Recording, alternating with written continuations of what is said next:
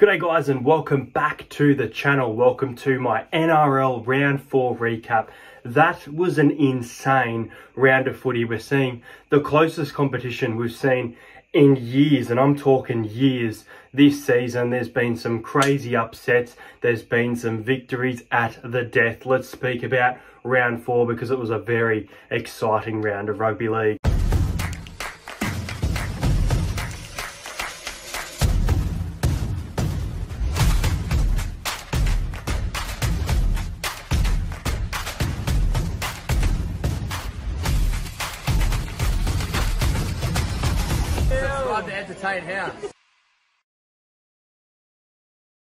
Round 4 kicked off on Thursday night with an NRL Grand Final rematch between the Parramatta Eels at CommBank Stadium hosting the Penrith Panthers. Liam Martin was a late out for the Panthers, so it was Luke Garner and Zach Hosking in jersey in the back row. As for the Parramatta Eels, they welcomed Ryan Madison back. And I'll tell you what, and I think some of you will disagree with me, but I think there'll be smart people in the comments. I'm not being biased here. I don't believe that there was a time, there was pressure put on Parramatta, but there was never a time where Parramatta were out of this game and looking like they were going to lose this game. Parramatta were ruthless. This is the best Parramatta I've seen in a long time. The completion rate of 95% with 2 errors. One of those errors being Wonga Blake. I forget what the other errors are. The game absolutely changed, and the speed of Parramatta when Brandon Hands came on making his debut, which was weird. It wasn't announced at the stadium. Josh Hodgson definitely looked tired in the game. However, I want to give him some credit for his applying pressure on the kick chasers. It's something that Parramatta have struggled with, and for someone like Nathan Cleary, one of the best kickers in the game, I thought he did a great job. Speaking of kickers in the game, Mitchell Moses puts pen to paper with the Parramatta Eels, and he goes and kicks for a kilometre, an NRL record, 1,006 metres, I believe. An absolutely fantastic performance from Mitch. I'll talk more about Para on the Talking Para podcast tomorrow, but I was really impressed with our side, and it is a massive victory. It is a golden point victory. It is a fantastic vlog. Go and check it out if you haven't. Things are looking good for Parramatta. It's still a tough draw. It's almost the end of that tough draw. We've got the Roosters on Thursday night, but this is a big confidence-boosting win. Junior Paulo is obviously out for this game, but this was a brilliant game of footy, man. And as I've said again and again, congratulations or well done to Nathan Cleary. His 2-point field goal, one of the most clutch, probably in the top 10, I'd say. Maybe not top 5, but top 10 most clutch plays in NRL that I have ever watched. And I've watched stuff from the 80s, the 90s, the 2000s, the 2010s, and it's right up there. It was a fantastic play. And as I said, I think Penrith had their moments of executing, but Parramatta were just so good at applying pressure. And it's not, I did tip them, but it's not exactly what I was expecting to see. I was expecting to see a less polished performance, but I'm really impressed with the Eels. So that's enough about them. Let's speak about the Friday night game. Friday night saw a bit of a snooze fest between the Melbourne Storm and the West Tigers. The West Tigers were completely out of the game again, scored a try to make it interesting, but then they just, I don't know what to say. And it's both of these teams as well.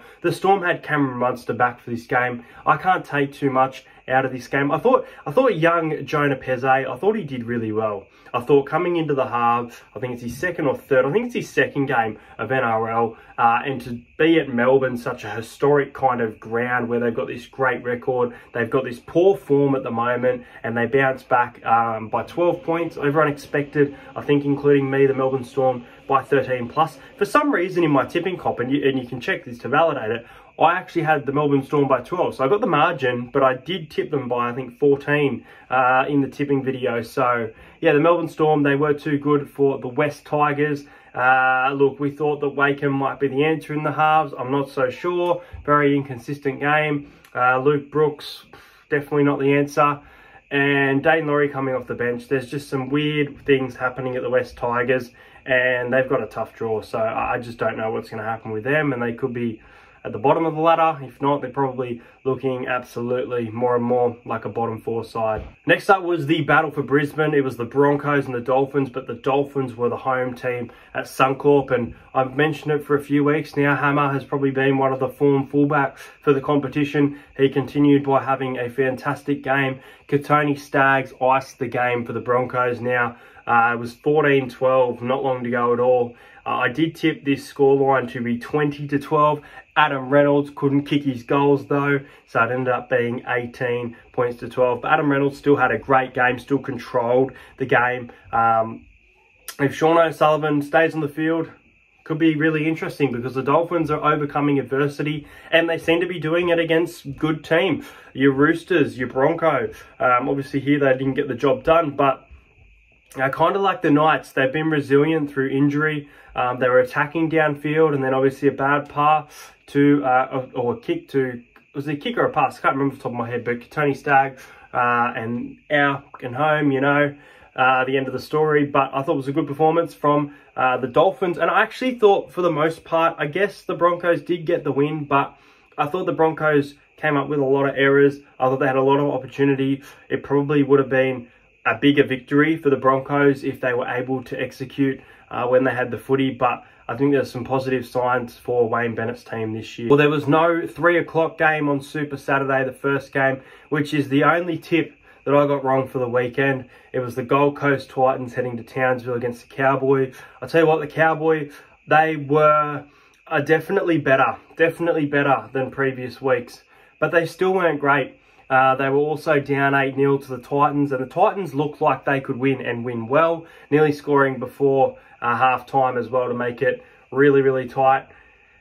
Look, if the Titans didn't lose AJ Brimson, I actually think they go on to win this game. I really do. I think that the Titans are a very funny team this year. I'm still trying to get a read on them, but I tell you what, I think they'll be up and thereabout at the top 8. Obviously now with 4 and out, there is injury, Sam Verrill, so there is some worrying signs there for the Titans. But if they can overcome that adversity and come up with less errors, there are a few errors late in the game that probably cost them as well when they were right in the contest. But the Cowboys needed this win. The Cowboys are a team that a lot of people expect to be in the top 8, and they've been pretty poor to start the season for the most part, but I thought it was a much better performance for the North Queensland Cowboys, and they were able to get the job done. As I said, the only tip that I got wrong, I thought that the Titans had them in the first half, absolutely, and probably a different game. Maybe the Cowboys win it, but definitely a different game with the dynamic of all of those Titans spine members. You got to remember that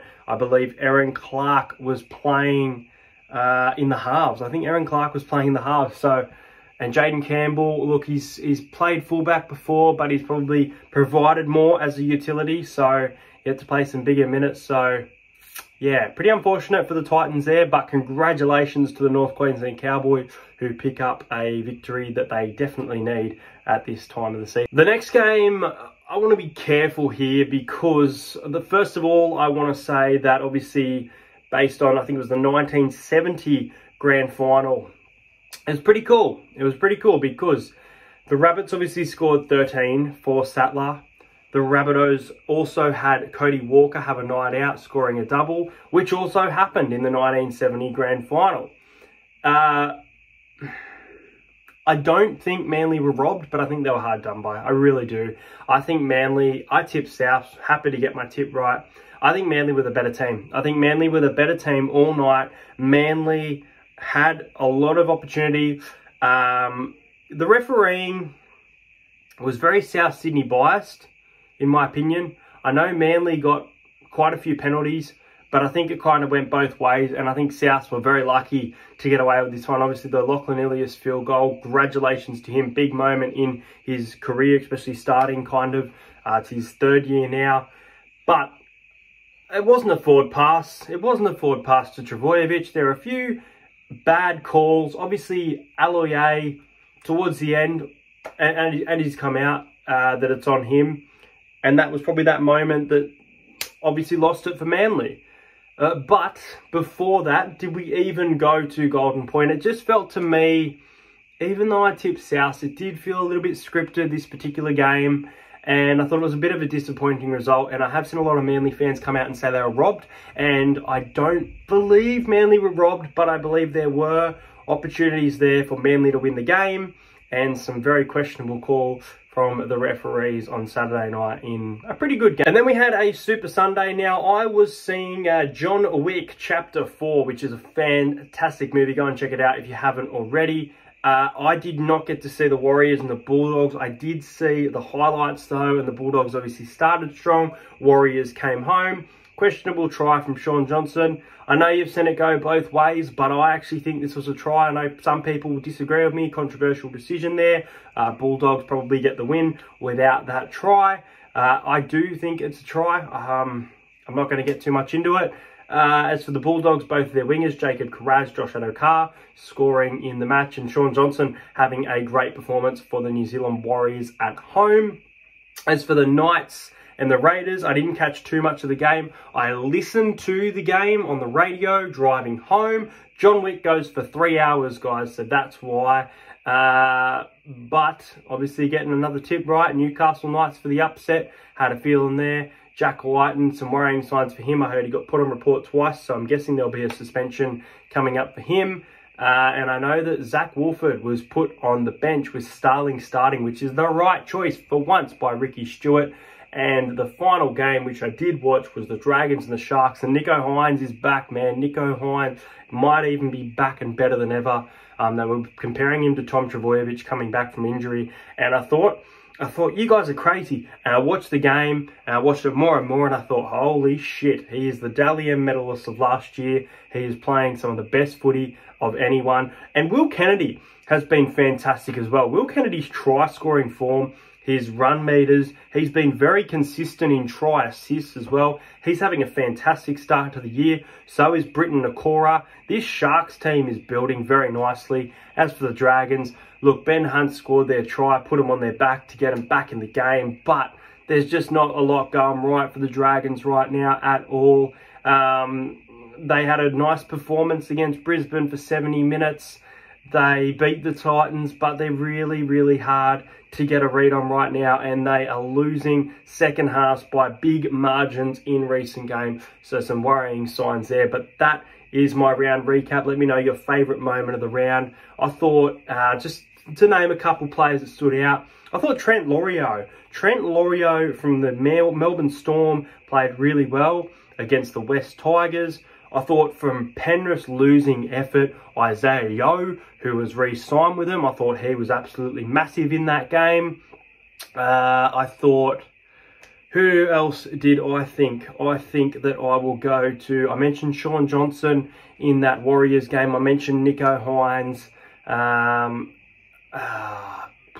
Daly Cherry Evans and Cody Walker were fantastic for both Souths, and Jake Trbojevic. Jake Trbojevic had a great start to the season, and he had another big game as well. So that's going to be it for this video. Make sure you like this video, subscribe to the channel. My NRL Round 5 tips will be out tomorrow night, as well as the Talking Para podcast. And I'm going to start a new little video series twice a week on 5 NRL games of a different team that you have to watch this season. Make sure you subscribe to the channel, and I'll see you guys later.